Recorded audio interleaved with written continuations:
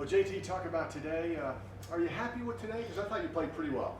Yeah, I'm happy. I mean, I'm in a good spot going in tomorrow, obviously, but I feel like I didn't quite putt it as well as I have the last 2 days. I made a couple good ones still, but definitely feel like I left a few out there and just a couple clubs here and there that maybe could have been better. But overall, I'm still happy, fine with it. What's the game plan for tomorrow? What do you feel you need to shore up before you head into the final round? I think I'm just going to keep doing what I'm doing and just hope that putter gets hot like it was the first 2 days. And, I mean, 3 guys tied for the lead and a bunch of guys right behind us, so I think you're going to have to go shoot something pretty low because out of that group, somebody's going to shoot probably 6, 7 under, I would guess, maybe even lower. I mean, you never know. You can definitely do it out here. So I think it'll still take a good score, so my mindset will still be trying to make a bunch of birdies.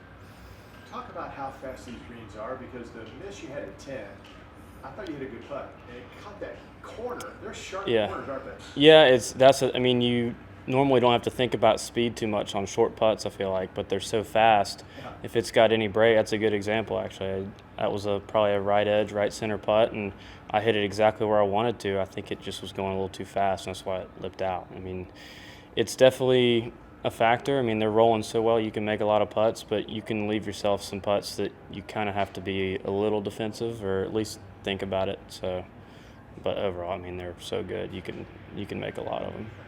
Lastly, JT, the fact you've won, what does that mean going into tomorrow? I mean, that winning formula, that's got to feel like you go back and maybe pull something from it. Yeah, I mean, I'll definitely feed off of my experience at the Wyndham and kind of how I felt coming down the stretch. I mean, that day I was in a little different position than I'll be tomorrow. I was behind by a few, so there wasn't a whole lot of pressure. I felt like I could just go out there and try and shoot something really low, and fortunately I was able to do that. Tomorrow will be a little different, but I'm still going to, like I said, there's a lot of guys that are right there, so you're going to have to go shoot something low, and I'm going to try and play like I'm trailing most of the day and just try and get ahead early. See you tomorrow. Yep, thank you. JT, how would you describe your 2020? Because at the Wyndham, you ended the season so well in 2019.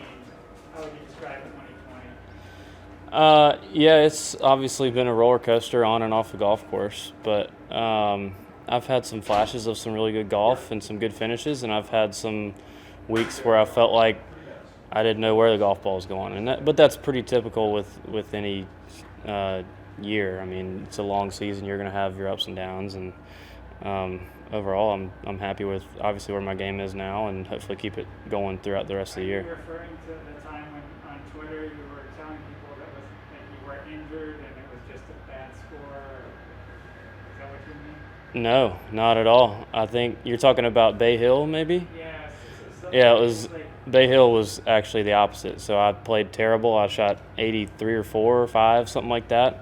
And I had a lot of people asking me if I was okay and thinking that I was hurt, and it was the opposite. I was fine. My game just wasn't – I just didn't – it was one of those days. I didn't play good. But I didn't want people to feel like I was hurt and that was an excuse. I wasn't going to – it was just a bad day of golf. Would you rather have a more sort of flat season in terms of not as many valleys and just sort of be more consistent? Is that kind of what you're searching for? Or what are you looking for in your career at this point? In my career? Yeah, I mean, obviously, I just want to keep improving. I mean, obviously, if I can get more consistently good, then that's where I want to be, and that's what everybody's trying to do. They're trying to improve and be more consistently at the top of the leaderboard out here, and that's the goal in mind. But I know that part of the game is you're going to have your ups and downs, and you're going to have your good weeks, and you're going to have weeks where you might play well and you might not get the right breaks or might miss a lot of putts and just not get anything going, and that's just part of what we do. This could shape up into being a bit of a track meet tomorrow. Does that fit you well? I think so. Yeah, I mean, I'm confident in my ability on this golf course. I know I can make birdies. I know I can get the putter going. So I think I just need to give myself a lot of looks, and I did a really good job of doing that the first 2 days. I don't know how many greens I hit today, but I felt like I hit a decent number and gave myself some looks. If I can do that tomorrow, then it'll just be up to the putter whether I think I can get it going or not. Do you have a number in mind that you want to take? I think if I got to 20, I would feel pretty good. I'm not saying that that's going to get it done. I could see it being more, but I feel like if I get to 20 under par and I get beat, then I got beat.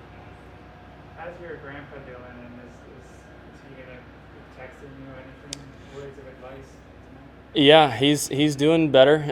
He's had his ups and downs with his health, and but he's doing great. I talked to him on the phone a good bit, and I'm sure I'll get a text or a call from him this afternoon and just asking about the round and how I felt out there, and wish me luck tomorrow.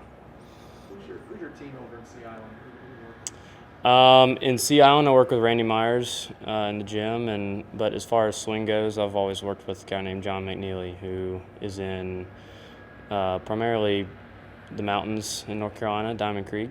I've known him since I was a kid, and he's kind of been a mentor / swing coach for me over the years, and he's helped me a lot kind of navigate the ranks getting up to this level. And I mean, he's still a big part of what I'm doing today.